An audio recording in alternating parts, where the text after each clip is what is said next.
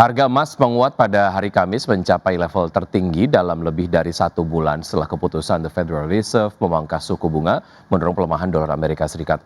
Harga emas spot melonjak 1,2% menjadi 4.280 dolar Amerika per ons, level tertinggi sejak 21 Oktober. Sementara harga emas berjangka Amerika Serikat untuk kontrak pengiriman Februari ditutup melambung 2,1% ke posisi 4.313 dolar per ons. Adapun sebelumnya The Fed mengumumkan pemangkasan suku bunga 3 secara beruntun namun mengisyaratkan potensi jeda dalam penurunan lebih lanjut seiring pemantauan terhadap kondisi pasar tenaga kerja dan inflasi. Adapun investor kini menanti laporan non-farm payrolls Amerika Serikat yang akan dirilis pada 16 Desember untuk mencari petunjuk baru terkait arah kebijakan moneter The Fed.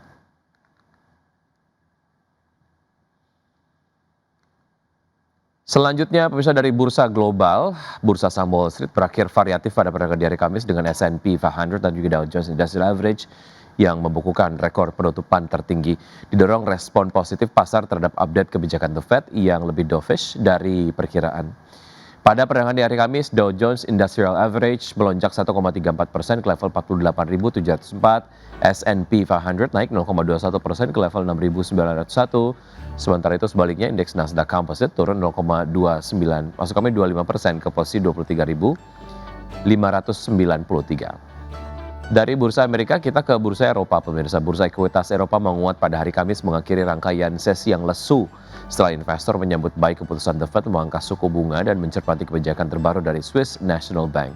Indeks Stoxx 600 ditutup naik 0,55% ke level 581,34. DAX Jerman menguat 0,68% ke posisi 24.294 dan FTSE 100 Inggris meningkat 0,49% ke posisi 9.703.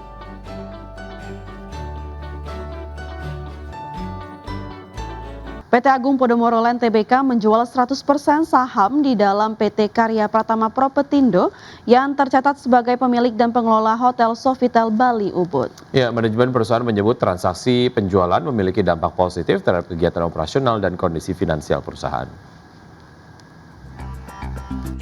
Emiten pengembang properti PT Agung Podomoro Land Tbk menjual 100% saham di dalam PT Karya Pratama Propertindo kepada PT Puri Dibia Property dan PT Hartons Property Development. Manajemen menyampaikan bahwa Perseroan menjual seluruh saham milik Perseroan dan PT Kencana Unggul sukses dalam PT Karya Pratama Propertindo. Merujuk laporan keuangan APLN per 30 September 2025, PT Karya Pratama Propertindo merupakan pemilik dan pengelola Hotel Sofitel Bali Ubud Resort and Spa. Jumlah aset PT Karya Pratama Propertindo sebelum eliminasi mencapai 301,93 miliar rupiah per kuartal 3 2025.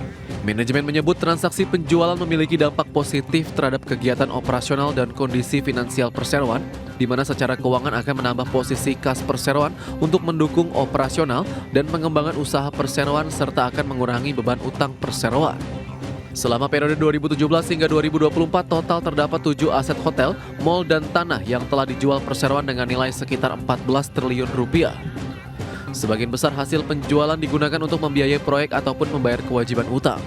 Berbagai sumber IDX Channel. Emiten pelayaran PT Silo Maritime Perdana Tbk tengah bersiap memperluas bisnisnya di mana Perseroan melalui entitas anak berencana untuk membeli 1 unit kapal Very Large Gas Carrier senilai 80,5 juta dolar Amerika atau sekitar 1,41 triliun rupiah.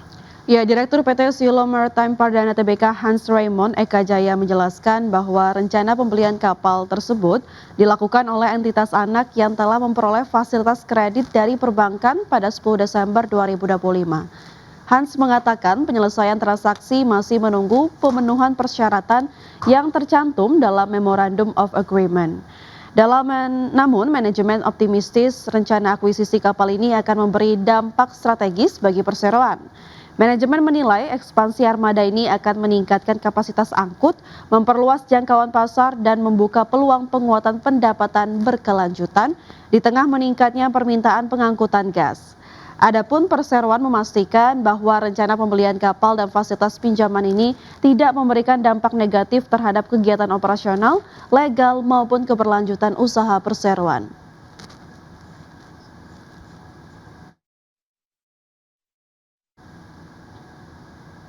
PT AKR Corporindo Tbk diyakini akan mencatatkan pertumbuhan kinerja positif seiring meningkatnya permintaan lahan industri di kawasan ekonomi hijau JIIPE Gresik.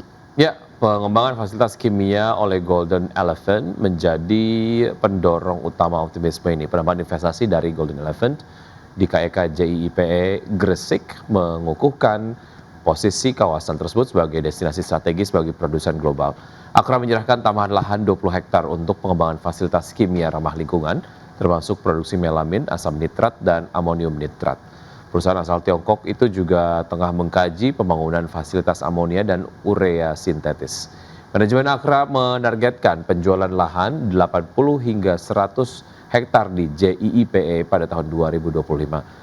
Anggapan bahwa permintaan kawasan industri terus menguat, terutama dari industri kendaraan listrik, logistik, dan manufaktur mendorong optimisme perseroan. Anggapan ini diperkuat oleh fasilitas pelabuhan, utilitas lengkap, serta kepastian lahan yang menjadi unggulan JIIPE atau JIPE. Walaupun terdapat gangguan operasional SPBU, AKR imbas terhambat impor BBM dampaknya dinilai minim terhadap pendapatan Akra, dan kekuatan segmentasi JIPE dinilai akan menjadi mesin pertumbuhan baru berkat margin tinggi dan pendapatan berulang. Setelah memangkas suku bunga pada pertemuan Desember, The Federal Reserve memberikan sinyal akan menahan pelonggaran moneter lanjutan dalam proyeksi terbaru yang dirilis usai pertemuan FOMC median. Pembuat kebijakan hanya memperkirakan satu kali pemangkasan suku bunga sebesar 25 basis poin pada tahun 2026. The Federal Reserve memberi sinyal akan menahan pelonggaran lanjutan sembari menunggu kepastian arah inflasi dan pasar tenaga kerja Amerika Serikat setelah memangkas suku bunga acuan 25 basis poin pada pertemuan Desember 2025.